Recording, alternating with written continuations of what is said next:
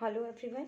आज हम BSc part first का पेपर थर्ड ऑप्टिक्स का लेक्चर थर्ड स्टार्ट कर रहे हैं। आज का हमारा टॉपिक है प्रिंसिपल ऑफ सुपरपोजिशन, तरंगों का अध्यारोपण का सिद्धांत, कि कैसे ये तरंग एक दूसरे के ऊपर अध्यारोपित होती हैं और जिससे कि हमें व्यतिकरण का जो फिनोमेना है, इंटरफेरेंस का जो फिनोमेना है, वो हमें दिखाई देता है। So let's start with statement कि प्रिंसिपल ऑफ सुपरपोजिशन, तरंगों का अध्यारोपण है क्या। When two or more waves disturbances superpose over each other in a common region, the resultant disturbance is equal to the vector sum of individual disturbances. This is called principle of superposition. जब दो या दो से ज़्यादा waves का जो disturbance है वो एक दूसरे के ऊपर सुपर इम्पोज होता है, तो किसी भी कॉमन रीजन में अगर एक दूसरे के ऊपर वो सुपर इम्पोज हो रहा है तो जो उनका रिजल्टेंट डिस्टर्बेंस जो आएगा वो इंडिविजुअल जो डिस्टर्बेंस क्रिएट हुआ है उसका वेक्टर सम होगा, उसका एडिशन होगा। हिंदी में अगर इसे कहना चाहें तो कह सकते हैं, जब दो या दो से अधिक तरंगे एक साथ किसी बिंदु से गुजरती हैं तो उस बिंदु पर परिणामी विक्षोभ सभी तरंगों द्वारा उत्पन्न अलग अलग विक्षोभों के सदिश योग के बराबर होता है।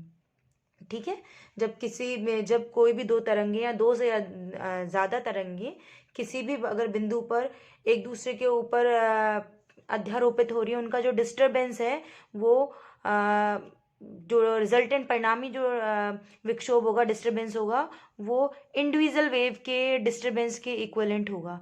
एग्जाम्पल के तौर पे मान लीजिए if y1 y2 y3 y4 are individual disturbances. मान लीजिए कोई वेव y1 है, कोई वेव है जिसका y1 डिस्टर्बेंस है y1 वेक्टर, दूसरे का y2 वेक्टर, थर्ड का y3 vector, y3 vector and fourth का y4 वेक्टर। इसी तरह से बहुत सारी वेव्स हैं, ठीक है, और ये इंडिविजुअल डिस्टर्बेंसेस है, तो इनका जो रिजल्टेंट डिस्टर्बेंस क्या होगा, इनका सम होगा। तो रिजल्टेंट डिस्टर्बेंस को कैसे एक्सप्रेस कर पाएंगे, y is equal to y1 vector, y vector is equal to y1 vector plus y2 vector plus y3 vector plus y4 vector. इसे हमने इक्वेशन 1 मान लिया। अगर जो डिस्टरबेंस है वो सेम डायरेक्शन में होगा, अगर सभी वेव्स का अगर जो डायरेक्शन है डिस्टरबेंस का सेम डायरेक्शन में होगा तो उसे वेक्टर सम की जगह हम उसको बोल सकते हैं कि एल्जेब्रिक सम के बराबर होगा। It means y is equal to y1 plus y2 plus y3 plus y4। When all the disturbances are in the same direction, the resultant displacement will be the algebraic sum of displacements due to the different waves। मतलब क्या कह सकते हैं कि vector जब same direction में है तो हमें वेक्टर यूज करने की जरूरत नहीं है, एल्जेब्रिक सम के बराबर होगा। y is equal to y1 plus y2 plus y3 plus y4 plus so on, जितने भी वेव्स है, नंबर ऑफ वेव्स। इसे हमने इक्वेशन सेकेंड डाल लिया। इसी जो प्रिंसिपल ऑफ सुपरपोजिशन को है, हम किन्हीं दो वेव्स को लेकर किसी पर्टिकुलर एक पॉइंट पर उनकी वजह से डिस्टरबेंस या उनका जो रिजल्टेंट इंटेंसिटी कैलकुलेट कर सकते हैं। कैसे कर सकते हैं, सो मैथमेटिकल एनालिसिस अगर हम देखें कि किन्हीं दो वेव जो तरंगे हैं जो दो बिंदुवत स्रोतों से आ रही हैं, उन तरंगों के अध्यारोपण का अगर हम एक एनालिसिस करें, मैथमेटिकल एनालिसिस करें ऐसी वेव्स का जो कि अलग अलग डिफरेंट पॉइंट सोर्स से आ रही हैं, ठीक है। तो let S1 and S2 are two sources emitting light waves of same frequency and wavelength। हमने S1 और S2 कोई दो पॉइंट सोर्स मान लिए, बिंदुवत स्रोत मान लिए, जो कि लाइट एमिट कर रहे हैं सेम फ्रीक्वेंसी की और सेम वेवलेंथ की। सेम मतलब बराबर जिनकी आवृत्ति है और बराबर ही तरंगदैर्घ्य है, ऐसी दो हमने स्रोत बिंदुवत स्रोत मान लिए S1 और S2। और उन दोनों की वजह से किसी पॉइंट पी पर हम जो अध्यारोपण देखना चाह रहे हैं, किस तरह से ये वेव्स अध्यारोपित होंगी एक दूसरे पे, किस तरह से सुपर इम्पोज होगी।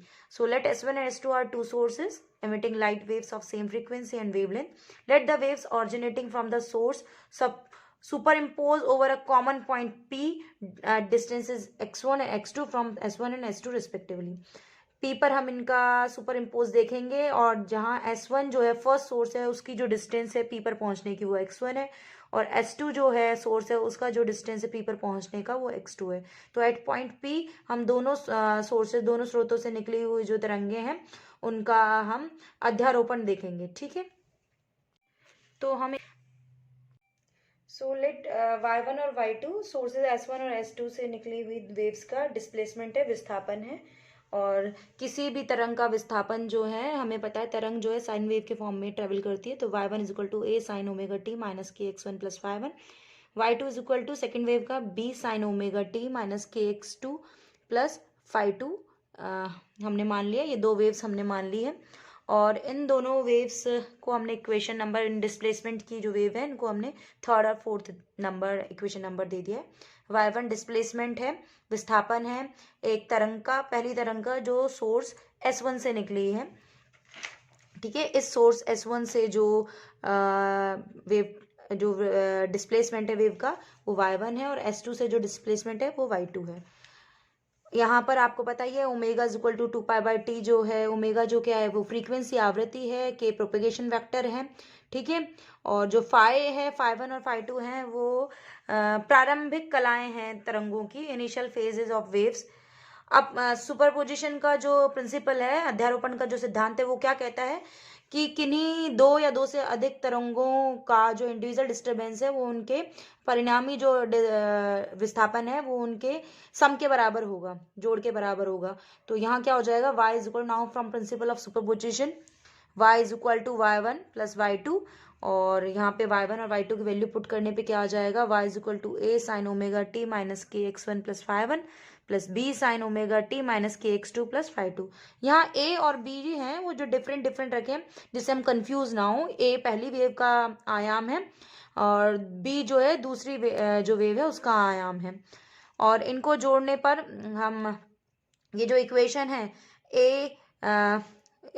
एक पार्ट जो है फर्स्ट y1 का और सेकेंड y2 के लिए, इस इक्वेशन को हम अगर इसको a पार्ट मान लें और इसको b पार्ट मान लें तो हम इसको ओमेगा टी को a पार्ट मान लें और के एक्स वन फाई1 को हम दूसरा पार्ट मान लें, तो हम इसे साइन a माइनस बी के फॉर्मूले से खोल सकते हैं। तो क्या हो जाएगा, a sine omega T sine a cos b cos के X one minus phi one minus cos omega T sine के एक्स वन माइनस फाई1। तो ये फर्स्ट पार्ट हमने खोल लिया, इसी को प्लस b साइन को फिर साइन a माइनस b के फॉर्म में खोल लें तो sine omega T plus sine omega T cos के X two minus phi two minus cos omega T sine के एक्स टू माइनस फाई2। तो ये इस इक्वेशन को हम इस तरह से खोल सकते हैं बाय यूजिंग द फॉर्मूला कि साइन a माइनस बी का हमने फॉर्मूला यूज किया हुआ है। यहाँ से आप इक्वेशन को जब रीअरेंज करेंगे तो आपको क्या मिलेगा, y is equal to sine omega T, इस पूरी इक्वेशन में अगर हम कॉमन ले लें तो कहाँ कहाँ आना है, यहाँ फर्स्ट पार्ट में यहाँ आ रहा है और यहाँ आ रहा है, ठीक है। तो कॉमन लेंगे तो क्या बचेगा इधर, a कॉस के X one minus phi one plus b cos के एक्स टू माइनस फाई2, ठीक है, ये यहाँ बचेगा। Next minus cos omega T common ले तो क्या बचेगा, a साइन के एक्स वन माइनस फाई1 और प्लस b आपका क्या बचेगा, b साइन के एक्स टू माइनस फाई2। इस इक्वेशन को हमने 5 डाल लिया है, इक्वेशन को रीअरेंज कर लिया है। इस इक्वेशन में जो ये जो टर्म है ब्रैकेट वाली जो टर्म्स हैं, a कॉस के X one minus phi one plus b cos के एक्स टू माइनस फाई2, इसको हम एक वैल्यू के बराबर लिख देते हैं कि ये इसके अगर हम कहें कि इतना बराबर हो सकती है, इसको लिख देते हैं हम r cos थीटा के बराबर है अगर ये इक्वेशन, और जो सेकंड ब्रैकेट में है a साइन के X one minus phi one plus b sine के एक्स टू माइनस फाई2, अगर वो r साइन थीटा के बराबर है। दोनों इक्वेशंस को हमने देख लिया है कि इन पार्ट को, ब्रैकेट वाले पार्ट्स को हम r cos थीटा और r साइन थीटा के बराबर लिख देते हैं और फिर कैलकुलेट करते हैं आगे। सो इक्वेशन 6 और 7 जहां हमने r cos थीटा और r sin थीटा के बराबर लिखा है उसे हम इक्वेशन 5th में पुट कर देते हैं। तो क्या बचेगा हमारा, y is equal to r sine omega T cos theta minus r cos omega T sine theta, ठीक है। और ये क्या फॉर्मूला हो गया, sine A cos B cos A sine B का फॉर्मूला, मतलब ये फॉर्मूला क्या है, साइन ए माइनस बी का फॉर्मूला हो गया, क्योंकि साइन का ए माइनस बी का फॉर्मूला क्या होता है, sine A cos B minus cos A sine B होता है। अब ये जो इक्वेशन 8 है ये रिजल्टेंट वेव है, परिणामी तरंग का जो डिस्टरबेंस है वो है, जहां पर एम्पलीट्यूड जो अब हमारा क्या रह गया, कैपिटल आर रह गया, और जो हमारा इनिशियल फेज क्या हो गया, थीटा हो गया। वहां हमारा इनिशियल फेज फाई था और हम अलग अलग वेव्स के लिए जो एम्पलीट्यूड लिख रहे थे वो ए और बी लिख रहे थे। इन इक्वेशंस की हेल्प से हम एम्पलीट्यूड कैलकुलेट कर सकते हैं, ठीक है। कैसे कैलकुलेट कर पाएंगे एम्पलीट्यूड, कि इक्वेशन जो 6 और 7 है, जहां हमने ब्रैकेट वाले टर्म्स को r cos थीटा और r sin थीटा के बराबर लिखा है, उसको अगर हम उन इक्वेशंस को, दोनों इक्वेशन को स्क्वायर करें और आपस में फिर जोड़ दें तो क्या हो सकता है। देखिए इक्वेशन क्या थी आपकी, ये इक्वेशन थी जो कि r cos थीटा और r sin थीटा के बराबर थी। अब इस इक्वेशन का स्क्वायर होगा तो क्या हो जाएगा, R square cos square theta, हम अभी राइट हैंड साइड की बात कर रहे हैं, तो R square cos square theta plus R square sine square theta, तो R square common, cos square theta plus sine square theta 1, तो it means right hand side में क्या रह जाएगा, सिर्फ आर स्क्वायर रह जाएगा। यहाँ अगर हम स्क्वायर करें तो ये क्या हो जाएगा, इसका स्क्वायर होगा प्लस इसका स्क्वायर होगा plus twice of A B cos के एक्स 1 माइनस 5 1 कॉस के एक्स 2 माइनस 5 2, सेम हेयर यहाँ plus A square sine square, इस फर्स्ट टर्म का स्क्वायर, सेकेंड टर्म का square plus twice of A B sine के X 1 minus 5 1 sine के X 2 minus 5 2।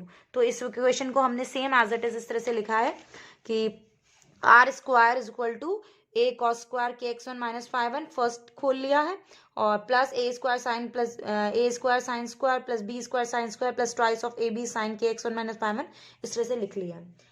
अब ये जो टर्म है इसमें देखिए ए स्क्वायर जहां जहां है आप देखिए, ए स्क्वायर कॉस स्क्वायर के एक्स 1 माइनस 5 1 और plus A square sine square के एक्स 1 माइनस 5 1 सेम है, तो ए स्क्वायर कॉमन लेंगे तो दिस प्लस दिस कितना हो जाएगा 1, ठीक है। तो यहाँ हम क्या लिख दें, सिर्फ ए स्क्वायर। अभी बी स्क्वायर में देखिए कॉस स्क्वायर के X 2 minus 5 2 plus sine square के एक्स 2 माइनस 5 2, ये क्या हो जाएगा 1, तो प्लस क्या रह जाएगा, सिर्फ बी स्क्वायर रह जाएगा। Now plus twice of A B common ले लेते हैं, तो हमारा क्या बचेगा, कॉस के एक्स 1 माइनस 5 1 कॉस के एक्स 2 माइनस 5 2, और बचेगा नेक्स्ट बचेगा हमारा प्लस साइन के एक्स 1 माइनस 5 1 साइन के एक्स 2 माइनस 5 2, ठीक है।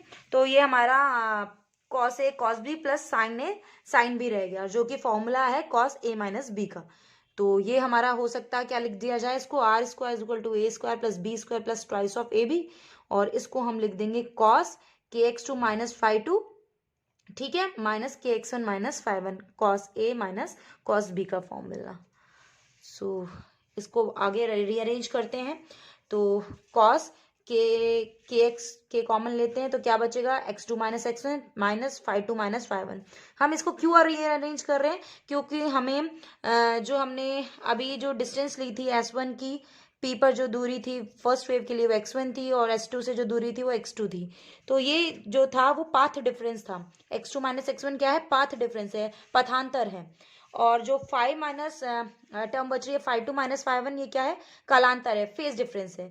तो इस पूरी इक्वेशन को in terms of phase difference और in terms of path difference लिखना चाहते हैं, तो ये क्या हो जाएगी equation, R square is equal to A square plus B square plus twice of cos, जहां x2 माइनस s1 है उसे हमने डेल्टा लिख लिया है, जहां 5 2 माइनस 5 1 है उसको हमने 5 लिख लिया है। ये पाथ फेज डिफरेंस है और ये पाथ डिफरेंस है, ये पाथांतर है और ये कलांतर है।